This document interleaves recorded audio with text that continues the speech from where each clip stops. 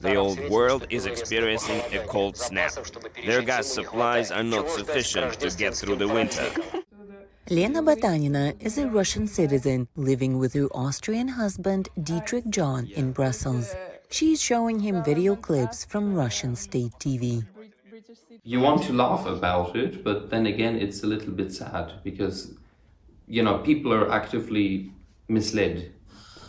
When it became clear that the war in Ukraine would continue into last winter, many were concerned about how residents of Western Europe would stay warm because of the region's past reliance on Russian natural gas exports. But according to the EU, they did in part by slashing their gas use by nearly 20% last winter.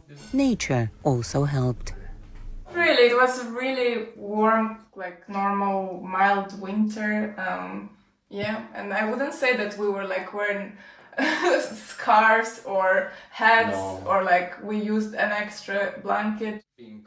Electricity was more expensive throughout the EU, but many who couldn't afford to pay their electricity bills got subsidies from the authorities. And according to the Brussels mayor's office, there were reductions in street lighting and heating in schools and other public and governmental offices. We reduce the temperature of 90 degrees in school classes, but in office like this, it was 18 degrees. In the swimming pool, the water was at 27 degrees, so it changed. According to independent energy analyst Thierry Descaitinea, Europe managed well without the usual amount of Russian gas. EU governments found other gas suppliers. Last winter, the EU received pipeline gas from Norway, Algeria, and Azerbaijan. Imports of liquefied natural gas, or LNG, from the US have also been on the rise. Last year, what happened and what helped Europe very much is that Chinese demand for LNG was reduced. This Chinese demand was supposed to be filled by US gas. This US gas was then possibly sent to Europe. So this is something that, in a way, China helped Europe.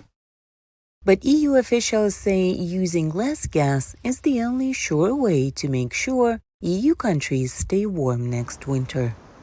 So we proposed a target, firstly for this winter, for a 15% demand reduction. Member states have gone beyond that. They've achieved 19% demand reduction through this winter. Experts hope LNG production will grow in the world in the next few years, stabilizing energy prices and imports in Europe. The EU is also banking on alternative energy, with a plan to get more than 40% of its energy from renewable energy sources by 2030. For Valentina Vasileva in Brussels, Belgium, Anna Rice, VOA News.